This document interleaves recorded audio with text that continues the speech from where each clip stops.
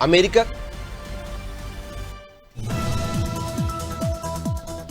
के राष्ट्रपति Donald Trump के प्रशासन ने दक्षिण अफ्रीका के श्वेत लोगों को शरण देने के लिए अहम कदम उठाया है। इसके तहत ट्रंप प्रशासन अगले सप्ताह दक्षिण अफ्रीका से 2 दर्जन से अधिक श्वेत लोगों को अमेरिका बुलाकर शरण देगा। इसके पीछे का कारण दक्षिण अफ्रीका में श्वेत शरणार्थियों का नस्ली उत्पीड़न है। बांग्लादेश की अंतरिम सरकार ने शुक्रवार को कहा है कि वह अपदस्थ प्रधानमंत्री शेख हसीना की पार्टी आवामी लीग पर प्रतिबंध लगाने के बारे में जल्द फैसला लेगी। अंतरिम सरकार के मुख्य सलाहकार प्रोफेसर मोहम्मद यूनुस के कार्यकाल ने यह घोषणा ऐसे समय में की है जब छात्रों के नेतृत्व वाली नवगठित एनसीपी के कार्यकर्ताओं ने यूनुस के आवास के सामने धरना दिया। G7 देशों ने एक संयुक्त बयान में पहलगाम आतंकी हमले की निंदा की है। बयान में Canada, France, Germany, Italy, Japan, Britain, America और यूरोपीय संघ ने सीमा के दोनों ओर संयम बरतने का आह्वान किया है। साथ ही उन्होंने कहा है कि हम दोनों पक्षों के नागरिकों की सुरक्षा के लिए बहुत चिंतित है। बयान में कहा गया है कि दोनों पक्षों को शांति के लिए बातचीत करनी चाहिए। भारत के साथ पूर्वी सीमा पर तनाव के बीच पाकिस्तान को पश्चिमी मोर्चे पर भी गंभीर संकट का सामना करना पड़ रहा है। बलूचिस्तान में स्वतंत्रता की मांग कर रहे बलूच विद्रोहियों ने पाकिस्तानी सुरक्षा बलों पर हमले तेज कर दिए हैं। बलूचिस्तान में बीएलए के लड़ाकों ने 5 जगहों पर पाक सेना पर हमला किया है और बलूच द्वारा पाकिस्तानी झंडे उतारकर अपने झंडे फहराने की बात भी सामने आई है। भारत पाकिस्तान तनाव के बीच सऊदी अरब के विदेश राज्य मंत्री आदिल अल जुबैर ने पाक प्रधानमंत्री शहबाज शरीफ से मुलाकात की है। इस दौरान सेना प्रमुख जनरल मुनीर भी मौजूद रहे हैं। अल जुबैर कल नई दिल्ली में थे। सऊदी अरब की दिल्ली और इस्लामाबाद यात्राओं को तनाव कम करने की कोशिश के तौर पर देखा जा रहा है।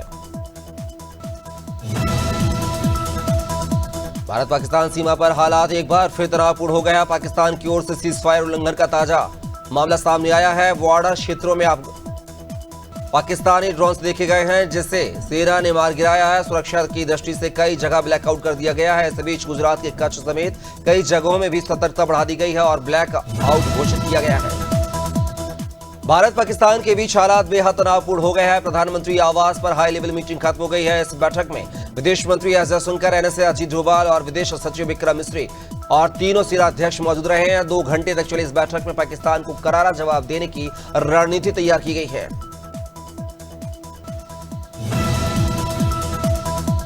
भारत और पाकिस्तान के बीच बढ़ते तनाव के हालात को देखते हुए एम्स दिल्ली में कार्यरत सभी अधिकारियों की छुट्टियां रद्द कर दी गई हैं। यह फैसला केंद्रीय स्वास्थ्य एवं परिवार कल्याण मंत्रालय के निर्देश पर लिया गया है। इसके अलावा पहले से स्वीकृत छुट्टी को रद्द कर दिया गया है और छुट्टी पर गए अधिकारियों को तुरंत अपनी ड्यूटी पर लौटने का निर्देश दिया गया है।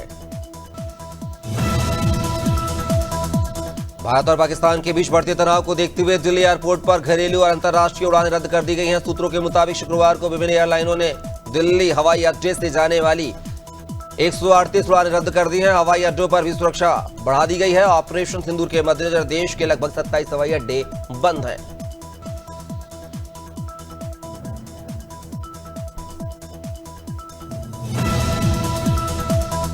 पाकिस्तान ने शनिवार सुबह फिर जम्मू कश्मीर, पंजाब, राजस्थान, हरियाणा और गुजरात में हमला किया है। राजौरी, पुंछ और जम्मू में भी भारी गोलाबारी हुई है। राजौरी के प्रशासनिक अफसर समेत 5 लोगों की गोलाबारी में मौत हो गई है। कई इमारतों को नुकसान पहुंचा है। पाकिस्तान बॉर्डर से लगे श्रीगंगानगर और हनुमानगढ़ जिले में रेड अलर्ट है।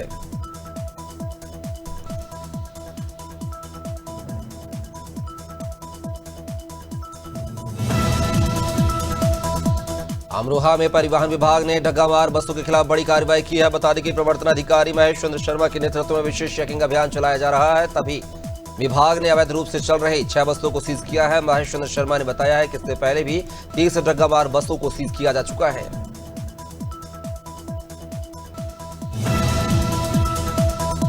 भारत पाकिस्तान के बीच जारी संघर्ष का चौथा दिन है। पाकिस्तान ने शुक्रवार को रात गहराते ही जम्मू कश्मीर, पंजाब और राजस्थान से गुजरात तक के 26 इलाकों में ड्रोन हमला बोला है। पंजाब के फिरोजपुर में ड्रोन से करीब 25 धमाके हुए हैं। इसमें एक ही परिवार के 3 लोग घायल हो गए हैं।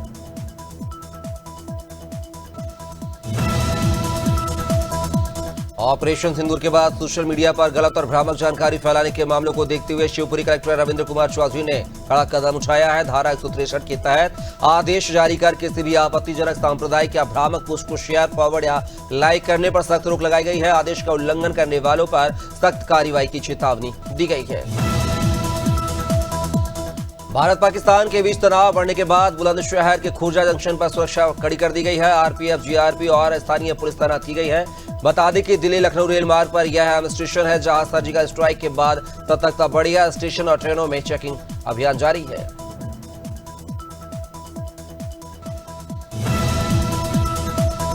नर्मदापुरम में सतपुड़ा टाइगर रिजर्व से विस्थापित ग्रामीण अपनी समस्याओं को लेकर फील्ड डायरेक्टर कार्यालय पहुंचे हैं। साकई और खमदा समेत विभिन्न गांवों के विस्थापित ग्रामीणों ने बताया है कि 4 सालों से उन्हें विस्थापन योजना का लाभ नहीं मिला है। ग्रामीणों का आरोप है कि विस्थापन के समय जो कृषि भूमि दिखाई दी गई थी, उसकी जगह उन्हें पथरीली जमीन दी जा रही है। मध्य प्रदेश के चंबल क्षेत्र का नाम कौन नहीं जानता है। ये वही क्षेत्र है जहां से हजारों की संख्या में देश की सेवा के लिए जवान पहुंचते हैं। ये देश सेवा के जज्बे का अंदाजा इसी बात से लगाया जा सकता है। इस क्षेत्र के पूर्व सैनिकों का कहना है कि अगर सरकार उन्हें एक बार फिर मौका दे तो पूर्व सैनिक ही पूरे पाकिस्तान का सफाया कर सकते हैं। भारत पाक तनाव के बीच मध्य प्रदेश के आगर मालवा जिले के नलखेड़ा स्थित मां बगलामुखी मंदिर में विश्व शांति और शत्रु विनाश के लिए विशेष हवन पूजन किया गया है। पौराणिक मां बगलामुखी मंदिर में आज विशेष आध्यात्मिक ऊर्जा का संचार हुआ है। 26 हवन कुंडों पर 121 विद्वान पंडितों ने एक साथ बगलामुखी ब्रह्मास्त्र यज्ञ संपन्न कराया। पहलगाम में 22 अप्रैल को हुए आतंकी हमले के बाद भारत ने पाकिस्तान पर एयर स्ट्राइक की। ऑपरेशन सिंदूर के तहत भारत ने पाकिस्तान में 9 आतंकी ठिकानों को ध्वस्त कर दिया है। ऑपरेशन सिंदूर की सफलता के बाद एमपी कांग्रेस ने तिरंगा यात्रा निकाली है। तिरंगा यात्रा रेड क्रॉस हॉस्पिटल के सामने शिवाजी महाराज चौराहे से शौर्य स्मारक तक निकाली गई है।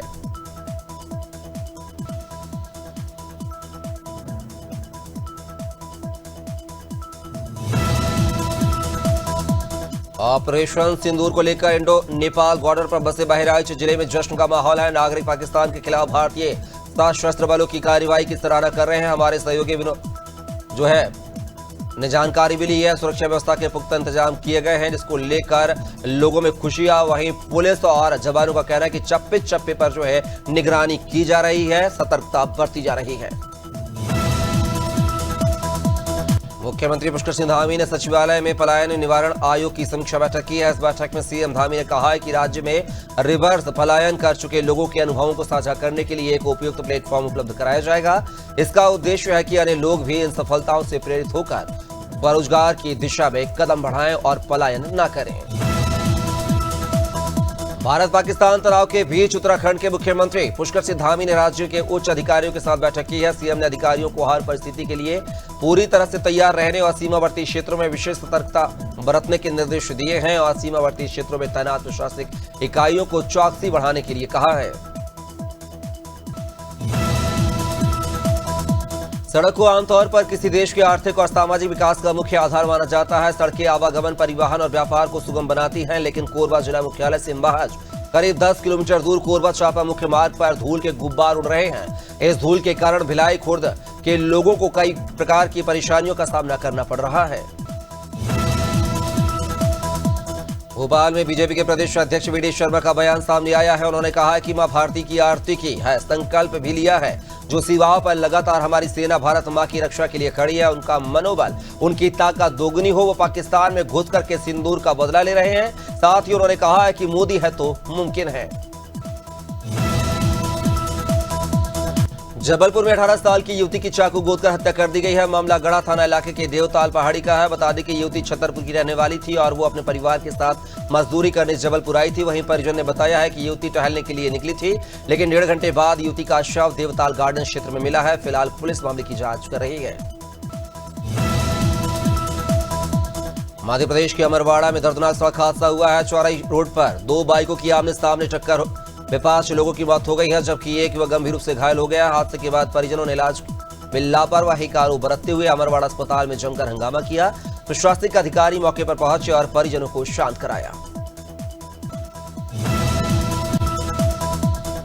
अमरोहा जनपद के नूरपुर खुर्द गांव से रिश्तों को शर्मसार कर देने वाली घटना सामने आई है, जहां एक दंपत्ति ने अपने ही छोटे भाई और भाभी पर आटे में जहर मिलाकर जान देने की साजिश का आरोप लगाया है। गनीमत रही है कि जहर की गंध से समय रहते साजिश का पता चल गया। फिलहाल दोनों आरोपी जेल भेजे जा चुके हैं। बुलंदशहर के सिकंदराबाद थाना क्षेत्र में पुलिस और बदमाशों के बीच देर रात मुठभेड़ हो गई है। बाइक सवार संदिग्धों को रोकने की कोशिश की गई है, लेकिन उन्होंने पुलिस पर फायरिंग करते हुए भागने की कोशिश की। जवाबी कार्रवाई में एक बदमाश घायल हुआ है, जबकि दूसरा अंधेरे का फायदा उठाकर फरार हो गया है। मौके से असला, कारतूस और बाइक बरामद की गई है।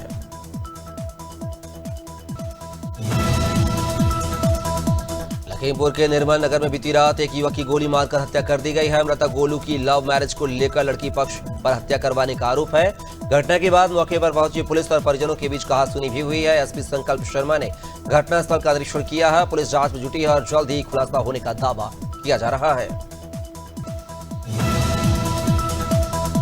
झाबुआ जिले के मेघनगर रेलवे स्टेशन से बुधवार को मुस्लिम समाज के 45 हज यात्रियों का जत्था मक्का मदीना के लिए रवाना हुआ है। रवानगी से पहले धार्मिक कार्यक्रम हुआ और हज की कामयाबी के लिए दुआ मांगी गई है। परिजनों और हर धर्म के समाजजनों ने फूल मालाओं से स्वागत कर भावुक विदाई दी है।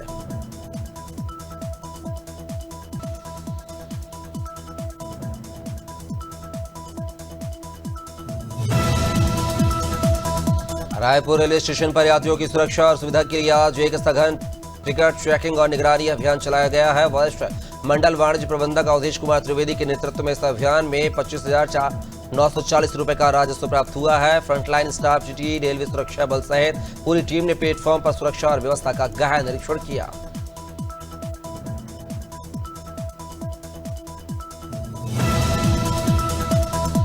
बुद्ध पूर्णिमा 2025 पूरे देश में 12 मई 2025 को मनाई जाएगी, यानी कि अगले सप्ताह सोमवार को। कुछ बाजार जानकार निवेशक इस बात को लेकर असमंजस में हैं कि सोमवार को इस मौके पर शेयर बाजार खुला रहेगा या नहीं। बुद्ध पूर्णिमा होने के बावजूद भारतीय शेयर बाजार 12 मई 2025 को खुला रहेगा। इसका मतलब है कि एनएसई और बीएसई सोमवार को खुले रहेंगे। अनिल अंबानी के दिन धीरे धीरे ही सही एक बार फिर से लौट रहे हैं। इस बात की तस्दीक कोई और नहीं बल्कि कंपनी की तिमाही के आंकड़े कर रहे हैं। अनिल अंबानी की फेवरेट कंपनी तिमाही नतीजे काफी शानदार देखने को मिल रहे हैं। वहीं पूरे साल की बात करें तो कंपनी को मुनाफा हुआ है। आइए आपको बताते हैं कि आखिर अनिल अंबानी को कौन सी कंपनी को मुनाफा हुआ है और कैसे। भारत पाक तनाव के बीच निवेशकों के मन में यह सवाल चल रहा है कि आगे भी शेयर मार्केट में भारत पाक की टेंशन का असर देखने को मिलेगा या नहीं। अंतरराष्ट्रीय ब्रोकरेज फर्म जेफरीज ने भारत की अर्थव्यवस्था और शेयर मार्केट पर अपना भरोसा दिखाया है। वहीं यह भी कहा है कि अगर युद्ध जैसी स्थिति बनती भी है तो मार्केट पर इसका कोई असर नहीं पड़ेगा। भारत और पाकिस्तान के बीच टेंशन का माहौल चल रहा है, जिसका असर भारत और पाक दोनों के शेयर बाजारों में देखने को मिला है। कारोबार के आखिरी दिन भारतीय शेयर बाजार का प्रमुख सूचकांक सेंसेक्स करीब 880 अंक टूट गया है। देश में यश बैंक के लिए एक अच्छी खबर आई है, जिसके बाद इसके शेयरों में करीब 10% की उछाल देखने को मिल रही है। शेयर बाजार की तरह ही शुक्रवार को रुपए ने तेज रिकवरी दिखाई है। इंटर बैंक फॉरेन एक्सचेंज पर रुपया शुक्रवार को डॉलर के मुकाबले 85.88 पर खुला और दिन के कारोबार में 85.32 के इंट्रा डे हाई तक गया है। शेयर बाजार के साथ साथ भारतीय रिजर्व में भी 2 दिनों से कमजोरी दर्ज की जा रही थी, लेकिन शुक्रवार को रुपए ने विराट कोहली ने टेस्ट क्रिकेट से संन्यास लेने का फैसला किया है। उन्होंने भारतीय क्रिकेट बोर्ड यानी कि बीसीसीआई को यह जानकारी दे दी है।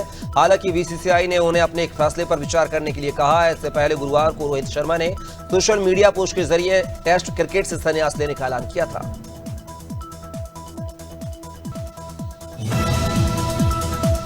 चौबीस मई को होने वाला first Neeraj Chopra classic javelin throw को कैंसिल कर दिया गया है। आयोजकों ने शुक्रवार को देर शाम इसकी जानकारी दी है। भारत पाकिस्तान के बीच मौजूदा हालात को देखते हुए यह फैसला लिया गया है। बयान में कहा गया है कि सुरक्षा को देखते हुए इस कदम को उठाया गया है।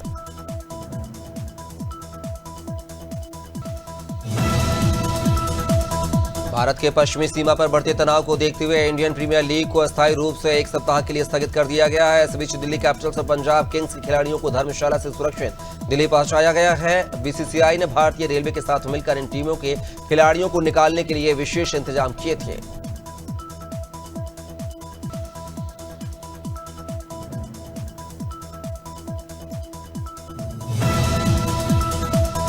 Bharat world test championship 2027 final की मेजबानी कर सकता है। सूत्रों के मुताबिक पिछले महीने जिम्बाब्वे में आईसीसी की एनुअल मीटिंग के दौरान इस संबंध में चर्चा हुई थी, जहां बीसीसीआई ने आईपीएल चेयरमैन अरुण धूमल को भेजा था। सूत्रों के मुताबिक भारत के कई क्रिकेट प्रेमी हैं। अगर भारत अगले WTC फाइनल में पहुंचता है तो यह फैंस के लिए शानदार मौका होगा।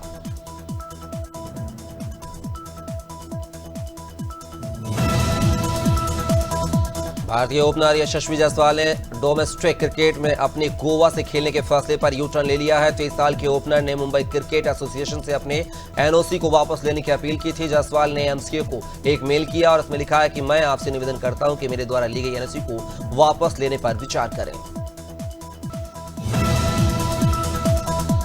पहलगाम हमले के बाद पाकिस्तानी एक्टर फवाद खान की फिल्म पर रोक लगा दी गई है। वहीं अब हाल ही में फिल्म की को एक्ट्रेस रिद्धि डोगरा ने फिल्म की रिलीज न होने पर अपनी चुप्पी तोड़ दिया। इसका एक्ट्रेस ने जवाब देते हुए बताया है कि मैं निराश नहीं हूं, लेकिन यह हमारी समझ से परे है। मैं अपने देश के साथ खड़ी हूं, यह सबसे महत्वपूर्ण बात है। बॉलीवुड एक्टर अक्षय कुमार के साथ 18 सितारों से सजी फिल्म हाउसफुल 5 को लेकर एक बड़ी खबर मिल रही है। 30 अप्रैल को जारी किए गए फिल्म के टीजर को यूट्यूब से हटा दिया गया है। फिल्म की रिलीज के 27 दिन पहले ही टीजर यूट्यूब से हट गया है, जिसके बाद यह साफ हो गया है कि टीजर पर कॉपीराइट क्लेम आ गया है। बॉलीवुड के शहंशाह अमिताभ बच्चन सोशल मीडिया पर कितने एक्टिव रहते हैं, ये बात सभी जानते हैं। वो हर दिन कुछ ना कुछ नया पोस्ट करते रहते हैं। हालांकि पिछले कुछ दिनों से वो एक्स पर, फेसबुक पर वो खामोश हो चुके हैं। पोस्ट में वो नंबर के अलावा कुछ नहीं लिख रहे हैं। इन पोस्ट को देखकर फैंस के मन में कई तरह के सवाल आ रहे हैं। उनकी खाली पोस्ट ऐसे समय में आ रही है जब भारत पाक के बीच तनाव का माहौल है। नया वीकेंड शुरू हो चुका है। हर कोई पार्टी और फिल्म देखने के मूड में है, पर कुछ फिल्में या वेब सीरीज अगर आप घर बैठे देखना चाहते हैं तो हम आपको बता दें कि इस लिस्ट में इंडियन पाकिस्तान के बीच जो है थोड़ा सा रिफ्रेशमेंट के लिए आप ये फिल्में वेब सीरीज देख सकते हैं। एक तरफ जहां भारतीय सशस्त्र बल पाकिस्तान को मुंहतोड़ जवाब दे रही है, तो वहीं दूसरी तरफ पाकिस्तान के खिलाफ भारत की जवाबी कार्रवाई मिशन सेना ने ऑपरेशन सिंधु नाम दिया है। अब उस मिशन पर फिल्म भी बनने जा रही है। फिल्म का ऐलान हो चुका है। फिल्म जैकी भगनानी के भाई बनाएंगे। AKI पोस्टर के जरिए फिल्म का ऐलान भी किया गया है। मध्य प्रदेश में लगातार मौसम में उतार चढ़ाव देखने को मिल रहा है। शुक्रवार को कई जिलों में आंधी चली और बारिश भी हुई है। मौसम विभाग की माने तो आज शनिवार को भी 40 से अधिक शहरों में आंधी हल्की बारिश हो सकती है। मौसम विभाग के मुताबिक कुछ जिलों में हल्की बारिश, गरज चमक और आंधी चल सकती है।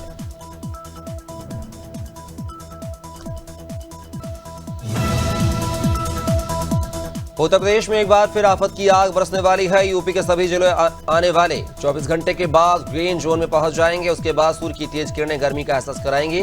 मौसम जानकारों का कहना है कि यूपी के अलग अलग जिलों में अगले 24 घंटे के बाद 4 से 6 डिग्री सेल्सियस तक का उछाल आ सकता है। इस दौरान न्यूनतम तापमान भी बढ़ सकता है।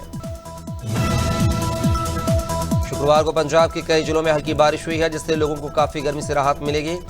रोपड़ और अन्य जिलों में सुबह बारिश होने से तापमान में कमी देखी गई है। मौसम विभाग ने अगले 24 घंटों के बाद अगले 5 दिनों के लिए कई जिलों में 40 से 50 किलोमीटर प्रति घंटे की रफ्तार से गरज, ओलावृष्टि और तेज हवाओं की चेतावनी जारी की है। यह मौसम चेतावनी 8 से 12 मई तक लागू रहेगी। थोड़े दिनों की राहत के बाद बिहार में एक बार फिर से गर्मी का कहर बरपने वाला है। बीते दिनों में सामान्य से कम हो चुका तापमान फिर चढ़ने लगा है। राजधानी पटना की बात की जाए तो शुक्रवार को यहां का तापमान 39.1 डिग्री सेल्सियस के पार हो गया था। मौसम विज्ञान केंद्र पटना ने आगामी 11 मई को मानसून की स्थिति का अनुमान लगाया है और ऐसे ही मौसम के बने रहने का अनुमान जताया है। छत्तीसगढ़ में मौसम का मिजाज आज फिर से बदलने वाला है। दिन के तापमान में बढ़ोतरी का दौर शुरू हो चुका है। इस बीच कुछ क्षेत्रों में हल्की बारिश और गरज चमक के साथ छींटे पड़ने की संभावना जताई गई है। मौसम विज्ञान ने आज प्रदेश के कुछ इलाकों में अंधड़ और वज्रपात की संभावना जताई है। अगले 4 दिन में अधिकतम तापमान में विशेष परिवर्तन के आसार हैं।